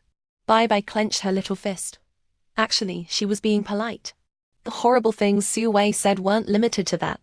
That night, he also said I was frigid, that after being together for so long, the most we did was hold hands, not even a hug, let alone a kiss.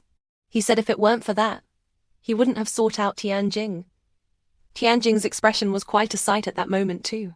I just didn't know why she was still so devoted to Su Wei. This narrative also seemed like something she would cook up. You only ever held hands. Ji Nancheng suddenly spoke up. I didn't know why he said this out of the blue. I looked at him and found his gaze fixed on the phone in my hand. The video Bai Bai had opened had just reached the part where Su Wei said those words. I tilted my head, looking at the slight upturn of Ji Nancheng's lips. I just found it puzzling.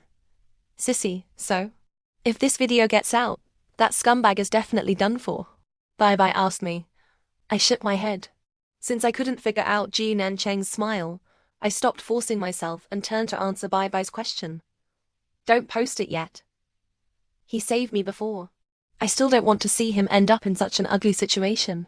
But this is the last chance. Consider it me repaying the favor. After thinking about it, I still refused. But Bai Bai wanted to say more, but seeing my expression, she sighed in frustration and didn't try to persuade me further. I turned back to Jiu Nancheng. The next few days might be hard on you. Rest assured, I will find a way to clarify things as soon as possible. To prove you are innocent, that it's not your fault at all. You were just dragged into this, and none of it has anything to do with you. I don't mind. I wouldn't mind if you never clarified. Just as Ji Nancheng was about to start his flirtatious talk again, I quickly said goodbye to Bai Bai and walked towards the library, cutting him off. Seeing this, Ji Nancheng followed me again. I told him to leave. He wouldn't listen. He said unless the rumors between us ended, he would keep following. Feeling somewhat guilty towards him, I couldn't bring myself to say more. I let him follow. I tried my best to ignore his presence. Soon the weekend passed and university classes officially began. For several days in a row, Ji Nancheng would always find me after class or meals. Whenever I was walking alone, he would show up. I could sense why he was doing this.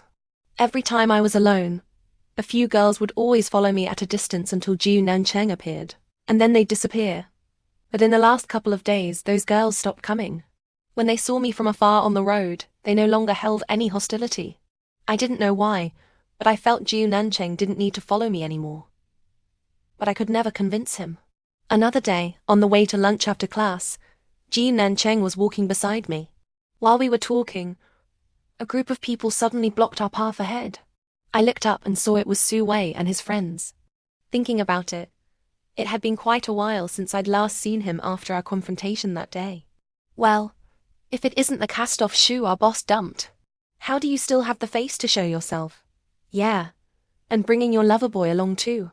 Never would have guessed our high school belle was the type to spread her legs for any. Watch your language. Ji Nancheng suddenly cut off Su Wei's friend's vulgar remarks. He raised his hand and threw the pen he always fiddled with, hitting the mouth of the last guy who spoke about me. You muffaf. The guy who got hit charged up, wanting to fight Ji Nancheng, but was stopped by the boy in the blue shirt standing beside him. You don't dare hit him. He's the young master of the Jiu family. Old Master Ji's treasured grandson. Touch him, and your father's company will be bankrupt in no time. The blue-shirted guy held him back, explaining. Old Master Jiu. Wasn't that my grandfather's good friend? Ji Nancheng is Grandpa Ji's grandson. So Lin Sisi, having regrets now. If you beg me, I might still consider giving you a chance to stay together. Ha! Dream on. My train of thought interrupted. I suppressed my confusion and looked at Su Wei, replying with a cold laugh. I truly didn't know where he found the nerve to say such things to my face.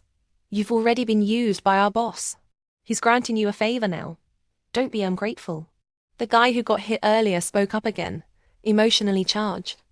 Been used? I never imagined Su Wei had been describing me like this to his friends behind my back. Su Wei, didn't you used to complain to me that I was frigid? Now how come I'm a cast-off shoe and been used? Aren't you ashamed saying that? Why should I be ashamed? I'm telling the truth. If you hadn't saved me, I'd really want to tear that hypocritical mask right off your face. I almost wish you'd never saved me. Being saved by scum like you makes me sick. You ... Smack. Before Su Wei could retort, he was slapped across the face. I realized Ji Nancheng had walked right up to Su Wei without me noticing. After being hit, Su Wei wanted to fight back, but his friends held him back. His face turned red with suppressed rage. She owes you a favor I don't. I'm hitting you on her behalf. Ji Nancheng withdrew his hand, speaking lazily. His arrogant demeanor was utterly punchable. My issues with her are none of your business. Su Wei snapped irately. Isn't the nature of my relationship with her something you spread around? Shouldn't you be the one who knows best? Ji Nancheng retorted mockingly. Since she's now my nominal girlfriend, anyone who insults her is picking a fight with me. Before I could process Ji Nancheng's words, he turned back to question me. What exactly did he save you from? To the point you still choose to tolerate him. I saved you before too. So why have you always been so cold towards me? Ji Nancheng looked at me, seeming genuinely puzzled. He saved me. When did he ever save me? I have no memory of that. I fell into the sea once. He risked his life to pull me out. Nearly lost his own life doing it. Not understanding his question, I explained first. The sea? Ji Nancheng's eyes widened slightly. When did this happen? His expression suddenly turned serious as he looked at me intently. About 3 months ago, right after our final exams. I didn't know why he was asking, but I answered instinctively. As soon as I finished, I noticed Ji Nancheng's face look strange. Was it by the coast where S City borders S City? Yes, how did you know? I looked at Ji Nancheng incredulously. We didn't know each other before. How did he know where I had fallen into the sea? Ha! Su Wei, was it? You saved her 3 months ago? After getting my confirmation, Ji Nancheng's gaze instantly darkened. He grabbed Su Wei by the collar, his face cold, and asked him sneeringly. Why, yes, it was me. Su Wei strained his neck and shouted loudly. Ji Nancheng suddenly lifted his leg and kicked Su Wei hard in the stomach. I'm asking you again. Was it you who saved her? Su Wei was kicked to the ground, unable to form a complete sentence for a long moment. Stop hitting him. What's going on? I stepped forward and grabbed Ji Nancheng, whose fists were clenched so tight they were creaking. He looked down at me. I saved you once. Do you remember? I shook my head. In my whole life, I've only had that one accident by the sea. Any other ... That was the time. I saved you. Ji Nancheng stated categorically. Meeting his determined gaze, my mind went completely blank. Look, what's this? Ji Nancheng suddenly pulled an earring from his pocket and held it out to me. This ... This is one of the earrings I lost when I fell into the sea that day. This pair of earrings was a gift from my grandfather for my coming-of-age ceremony. I remembered them vividly. I thought they were lost in the sea, and been upset about it for a long time. Could it really have been Ji Nancheng who saved me? You opened your eyes in the water, didn't you? How could you not remember me? Don't tell me you have amnesia. I did open them, but everything was very blurry. I only knew it was a boy. I couldn't see anything else clearly. Ji Nancheng was momentarily stumped by my reply. But if it was you who saved me, how come it was Su Wei by my side when I woke up? He was even lying in the same hospital room as me, I asked, puzzled. Right after I got you to shore, I got a message from home saying my grandfather was critically ill. I didn't wait for you to wake up. After pumping the water from your lungs and confirming you were out of danger, and verifying with someone nearby that an ambulance would arrive in 5 minutes, I left to see my grandfather. Later, when I knew you were safe, I had other matters to attend to and didn't seek you out again. His explanation made sense, but there was still the matter of Su Wei. What sea rescue? You got together with Su Wei because he supposedly saved you? The blue-shirted guy suddenly asked loudly. I nodded. Su Wei, you're utterly shameless. Deceiving both sides. 3 months ago. Where were you saving anyone? You told us you got caught by a wave and nearly drowned, struggled back to shore half dead. You bragged about that for ages, but you never mentioned saving anyone. And you said you caught up with the school bell, making us call you boss and pay you 100,000 each. Is this how you did it? The blue-shirted guy spoke furiously. He crouched down, shaking Su Wei and questioning him. Su Wei looked at him, his lips trembling, unable to get a word out. Seeing him like this, the truth was clear. It really wasn't you who saved me. I walked over, struggling to accept it. Su Wei's friends, who had just been calling him boss, unanimously stepped aside, making way for me. Back then, when I first woke up in the hospital room, I saw Su Wei sitting on a small stool by my bed, and 4-drip in the back of his hand, watching me. He said he felt relieved seeing me awake, that his near-fatal effort to save me hadn't been in vain. The nurse nearby also chimed in. Plus, my father arrived very quickly, so I didn't have time to ask more questions. We'd been classmates for 3 years in 6th form. He was the class monitor with a consistently good reputation among students. So I believed him. I never imagined it was all a lie. Su Wei stammered, unable to speak. Suddenly, he sprang to his feet. So what if it wasn't me who saved you? If someone else saves you, you just get with them. Who's the idiot if not you? You can't blame me. You can only blame yourself, he said, throwing caution to the wind, placing all the blame on me. Lying and still so self-righteous. I was almost laughing in sheer disbelief. If I hadn't always treated him well out of a sense of obligation, without giving my heart away too quickly, I'd probably be utterly devastated by now. Su Wei, Lin Ceci, am not as easy to bully as you think. Since you never saved me, I will return all the harm you've caused me tenfold. That night, I asked Bye-Bye for the video she took that day and posted it on the university forum. I also hired 10 times the number of paid posters Su Wei had used before, having them post comments online in shifts, 24 hours non-stop. With the powerful evidence in the video, plus the boost from the posters, the public opinion soon turned completely against them. Su Wei and Tianjing quickly became the most despised couple on campus, especially Su Wei. His friends, after seeing the part in the video where he called them idiots, completely cut ties with him. Each of them posted a message on social media. Anyone who hangs out with Su Wei from now on is making an enemy of us. Previously, because Su Wei had saved me, my father, knowing Su Wei's family ran a company, had privately given them several large contracts, allowing their company to expand rapidly over the past few months. Now, after I told my father about Su Wei's deception, he directly terminated the contracts. He paid the penalty fees as per the agreement, letting the Su family profit from that. But he put the word out in business circles. Any company that dares to give business to the Su family from now on is making an enemy of our Lin group.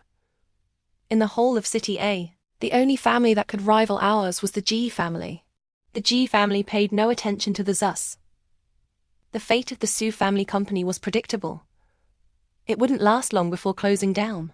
Later, when the Su family couldn't hold on, they dragged Su Wei to our door to apologize. They weren't even let through the gate. My father had people drive them away. As for Tianjing, she rather surprised me. During this time when everyone turned against Su Wei, she never left his side. What on earth do you see in him? Su Wu couldn't help asking her one day in the dorm. Apart from that incident which led to my final break with Su Wei, she had remained that invisible presence in the dorm, avoiding me and steering clear of any confrontation. I stopped paying much attention to her, and didn't pursue the matter of her role in the breakup. In a way, I might even have to thank her for intervening and helping me get rid of a scumbag like Su Wei. I know Su Wei isn't a good man, Tianjing said indifferently. But he slept with me. He tricked me and ruined my virtue. I will never let him off in this lifetime. The Su family is still somewhat wealthy. It's not him I'm after, but his family's money. Her eyes held sparks of hatred. Good grief. She was hiding her motives this deeply. My mother threatened to kill herself over me. I promised her I wouldn't provoke you again, and I absolutely won't. Tianjing was silent for a moment. Her hands clenched tightly. After a long pause, she continued. The aid your family gave us ... I've already repaid it in another way. My methods regarding Su Wei might have been extreme, but they also let you see his true colors. He's not a good person. We're even now. From now on at university, let's just go our separate ways. She spoke with her eyes downcast. I couldn't see the emotion in her eyes. I nodded indifferently. As long as she didn't bother me, I wouldn't go out of my way to cause trouble for her either. 3 months later, the first long university holiday, winter break, was approaching. During this time, after being thoroughly exposed by me, Su Wei had been keeping a very low profile at school. He always took detours to avoid me, not daring to appear in my presence. About half a month ago, he skipped class to fool around in a bar, apparently got drunk and harassed someone else's girlfriend, and got kicked in a sensitive area. He was still in the hospital and hadn't returned to school. As for Tianjing, she applied for a leave of absence a week ago. She was pregnant. I heard the Su family took her in, treating her like royalty. Tianjing's mother was taken in as well. Su Wei didn't want to marry Tianjing after graduation, and made a scene daily in the hospital. Tianjing didn't want to marry him either. She just wanted to use the child for money. Su Wei's parents couldn't come up with enough money, and tried to push the two into marriage. For a while, it was complete chaos, often becoming the talk of the neighborhood. I stopped paying attention to the later gossip, because my grandfather's 80th birthday banquet was arriving. On the day of the banquet, I had just finished presenting my gift to my grandfather when I heard a familiar voice behind me. Lin Sissy. It was Ji Nancheng's voice. Hearing him use my full name made my hair stand on end. Ever since finding out he was my real savior, I hadn't known how to act around him. Add to that the shock of his confession. I had been avoiding him. In these 3 months at university, the number of times we'd met could be counted on one hand. Hiding from what? Come here and greet your Grandpa Jiu. My grandfather stopped me with his cane. I had no choice but to turn around, coming face to face with Jiu Nancheng's smiling eyes. Grandpa Ji and my grandfather met 3 years ago while fishing.